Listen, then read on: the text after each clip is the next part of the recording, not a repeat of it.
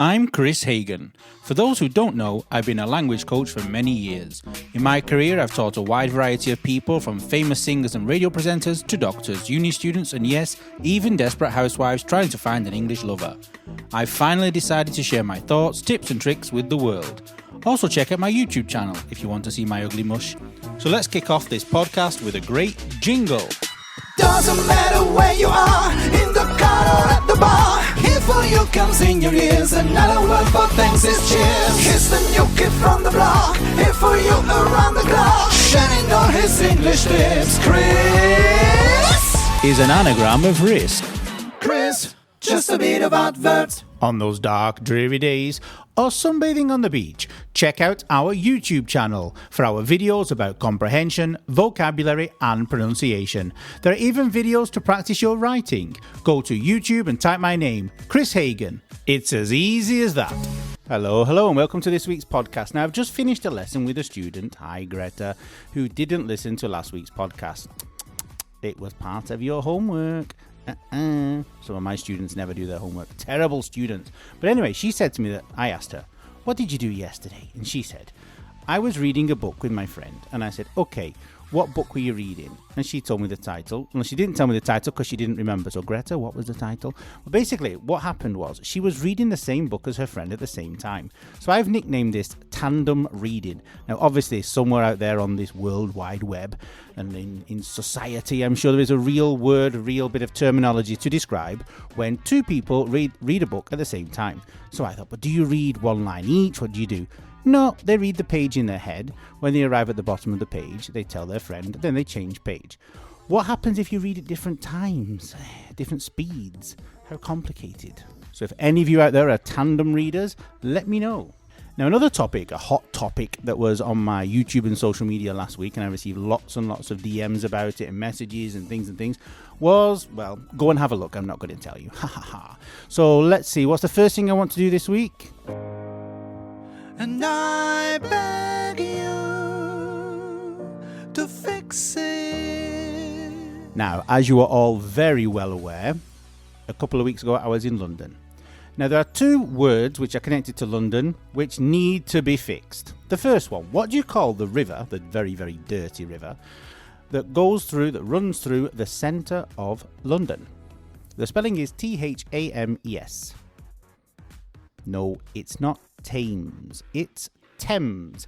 Basically, the pronunciation is Thames, as if it's a T-E-M-Z, let's say, Thames. So it's the Thames, the dirty river Thames, not the clean river Thames. Okay, so the dirty river Thames, the Thames. Still fascinating to see whether it's dirty or not. And another word is this word. It's a place in London, Greenwich. No, it's not Greenwich.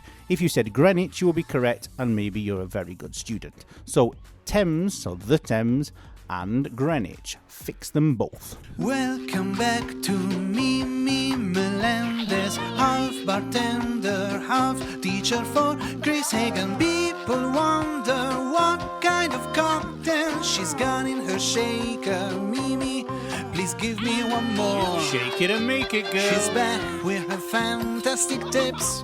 The wind has just arrived, so Mimi is stripping off because it's extremely hot. Hey. So she's here, but you can't see her, sadly. Aww. I can, and so can all our neighbours, but other than that, no. So what are you going to talk about today? Well, we're going to talk about some phrases and idioms that refer to drinking. Mm-hmm. So not necessarily alcohol, but just liquids in general. Liquids in general. Yes. All kinds of liquid, including sweat. Including sweat. Ooh, no, I hope not. Well, let's see. The first one is one that we talked about recently. It's called hair of the dog. Ah, okay. In fact, last or time hair you were of the dog talking that about bit you. The hangover. Yes. The hair of the dog is. What actually is the hair of the dog? Is it an actual drink? No. So it just means when you're hungover, you sort of continue the party and you just drink again.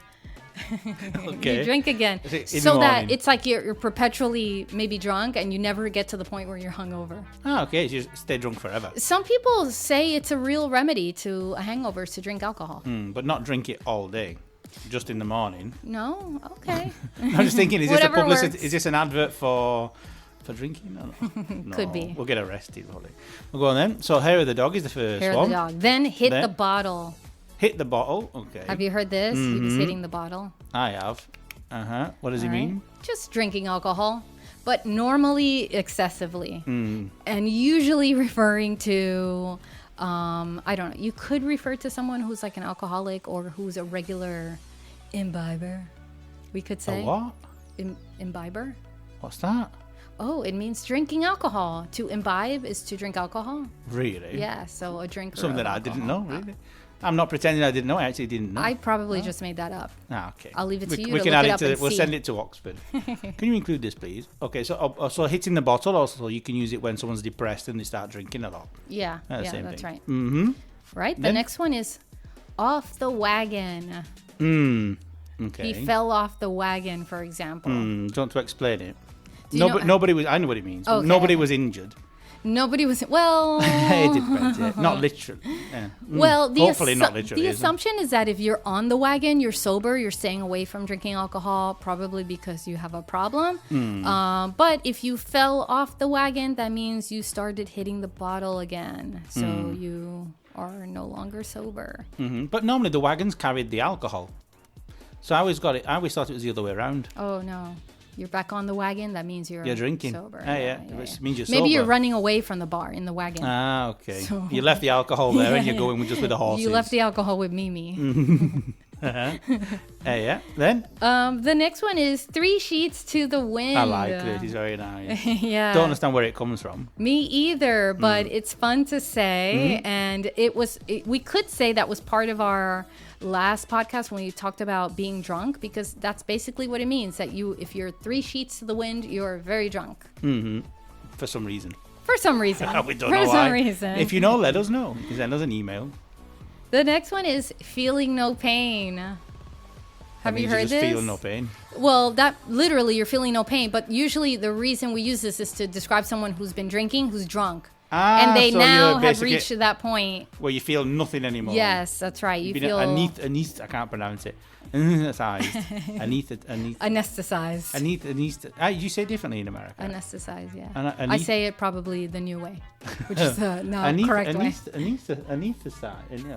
I can't remember. Aretha Franklin? Aretha Franklin. Yeah. Like Jana Jana. Yeah. What about, gonna I annoy don't me all know, day now I to feel like pronounce this one's really American, but I guess Even we'll the see. way you're saying it, wafting your hand around it, makes it really American. Yeah. Drinking the Kool-Aid. Drinking the Kool-Aid. Have you Kool-Aid had- is a drink, but I don't actually know what it is. So Kool-Aid is a drink that Isn't it beer? children drink. No, Ah, it's no. actually like this colored powder that Right. it's basically colored sugar, and you put it in water, and it's like super cheap, and you And make rots your gallons of it. It rots your teeth, and it's super unhealthy. But it's usually like a kid's drink that Right. was really popular in the 80s. I actually So don't before know we anyone were born, then. Total, like way. I have to ask our parents. Way before we Even were our parents born. weren't born in the 80s. Yeah, yeah. So what's the there- expression? there's Drinking it's the Kool-Aid. drinking the Kool-Aid. What it means is that you're sort of following along another group of people, whatever they're doing. You're just kind of blindly doing what other people are doing. And Okay. actually, there's a kind of creepy story behind why we use this expression. Go on, tell us. You have 10 seconds, but I'll give you longer. Go on. Okay, thanks. 'Cause So it's a story. many Are years you ago, sitting comfortably? Okay. yeah, many years ago, by the fire. Many years ago, there was a cult, and the way the leader of the cult, way the leader of the, well, maybe, I don't know. The way the leader of the cult, Jim Jones, I believe his name was, killed everyone in this cult in South America was to give them Kool-Aid. And everyone in this cult kind of just followed all his crazy ideas blindly. And this is where that expression comes from, is you're drinking the Kool-Aid, you're just kind of He's killing following them, though. along. He killed everyone with the Kool-Aid. Well, everyone killed themselves, you could say. But It was like hundreds of cyanide people. or something in the drinks. There was something in the Kool-Aid, yes, that he put for Jeez. people to drink and I kill like themselves. in Family Guy, there was an episode with Meg. She went somewhere and everybody was drinking it and they all died. Well, now you know where that comes from. Look up Jim Jones. You're very intelligent, Mimi. I Well, try. uh-huh. I pretend. Okay, maybe next week you'll tell us something Thanks, intelligent Google. as well. Maybe. All right, see you next week then. See ya. Bye. Mimi Menendez with her fantastic tips. Mimi, I miss you at the opposite side of the pond. Just a bit of adverts. At Kris Hagan Language Institute, we don't only teach English. Go over to www.chrishaganshop.com to find out all our offers on all our courses. Get in touch and you too could be studying with one of my fantastic team. Use me, say me, any way you want me. You got the power to use me right. Now, I don't know if you've noticed or if you've been watching the news, there is the monkeypox, which is going around the world, so hopefully you're all staying safe. Okay, but I thought monkeys are cute little animals, and so let's have a look at some idioms or expressions connected to monkeys. So the first one, which I use quite a lot, is I don't give a monkeys. Now, monkeys in this case is not monkeys the plural, monkeys as in the apostrophe S, the possessive. Okay, I don't give a monkeys. This is a rude way of saying you really don't care about something that somebody is saying to you. So if somebody says to you, oh, I'm too busy, I can't reply, I don't give a monkeys. If I ask you a question, you give me an answer. If somebody says to you, let's meet on Thursday, and then at the last minute they say, oh, I can't, I forgot I'm working, I don't give a monkeys. I rearrange my plans for you. So I don't give a monkeys. Okay, also there is another one. I'll be a monkey's uncle. Okay, I'll be a monkey's uncle. Monkey again, with the possessive, the uncle of the monkey. So, I'll be a monkey's uncle. What do you think that means? Is it possible for me to be a monkey's uncle? Actually, if you think about it, if we all came from monkeys at the beginning, possibly somewhere down the line, I will have a monkey in my family. Some hairy people, will they count? So, I'll be a monkey's uncle. We use this expression when you're really, really surprised. So, if somebody says, Teresa is pregnant, and I go, I'll be a monkey's uncle. I won't be Teresa's child's uncle, but I will be a monkey's uncle, which means I'm extremely surprised. Let's do one more. To monkey around. If you're monkeying around, you're wasting time. Okay, monkey business also. Monkey business come to mind. This is when you do something silly. Same way really as monkeying around. Monkey business, okay, things like this. So there's plenty of monkey expressions there for you to use. Try and use them all this week, because I'm sure as we all agree, monkeys are bloody cute. Apart from Charlie the chimp, which you've probably seen on my social media, which I've had since the day I was born, more or less, and people are pretty scared of him. But he's really, really cute. Apart from when you wake up in the middle of the night and look at him in the corner of the room, sitting on the sofa. That is quite freaky. She's from Australia, koala. Kingdom of dangerous animals. Next time that you go, make sure that you know which you can hold and which will kill you. Like a jellyfish. It's Kenny Lawrence. All right, this week I wanted to talk about the cone snail. Now, the cone snail is quite an interesting creature because it looks very harmless. It's a snail. But snails are horrible little things, though. Exactly, they are horrible, but you don't really expect them to be dangerous. But as a kid growing up, you always learn. When I was a kid, of course, not now, but you always learn about. You're not that this. old. But still, you always learn that you shouldn't be picking up the shells that you find in the water because it could kill you. And this is an important lesson for tourists. This should be part of your jingle. It could kill you, because I think in every podcast, Kelly's always said it could kill you. Okay, so don't pick up. But you said it's a cone snail, so it's a snail in the shape of a cone. Yeah, cone exactly. Like the ice cream cone. Well, it's a shell, and you probably recognize the shell if you look it up because it's a common shell that maybe you buy at a store that you might find on the beach. The ones you listen to. Yeah, like the one you might put up to your ear. You wouldn't do that if it's got the animal inside, though. The animal that lives inside this shell, it's called the cone snail, and it's very dangerous in Australia. What does it look like? Well, you just see the beautiful shell, and the first kind of impression I'm asking that you want. because she hasn't sent me the picture, that's why. Okay, let me send it to you. Here it is. Can you see it? No, yeah. Yeah. It looks like a shell. Yeah, exactly. It looks like a shell. And that's what makes it so dangerous, because maybe you're swimming and you see it and you go, oh, what an amazing pretty, shell. nice. And you go to pick it up, and if you do, you might end up with a extremely venomous animal harpooning you with a dart into your hand. Really? Yes, they're It's really so vicious. Yeah, they're very vicious, and they're predatory. So they actually feed on fish using this kind of venomous dart that kind of comes out of the shell. And they kind of harpoon their prey, which can be very large, like fish, other kinds of creatures. Humans. Humans only if you pick it up. So we always learn, do not pick up the shells that you see, especially if it looks like a cone, because it could be a cone snail. It could be very dangerous. But it's really aesthetically pleasing. Yeah, exactly. The shell cute. is nice, but try to find it if it's washed up on the beach. It looks very old. For example, as a kid, I found one of these washed up on the beach, and I really, really wanted to keep the shell because I saw that the snail inside was already half dead, but I was too afraid to touch it. And so I think I made the right choice there when I was 7. When you go back, you can see if it's still there. But probably dead by I decided maybe not a good idea to A little play message with to French tourists then. When you go there, do not eat this snail.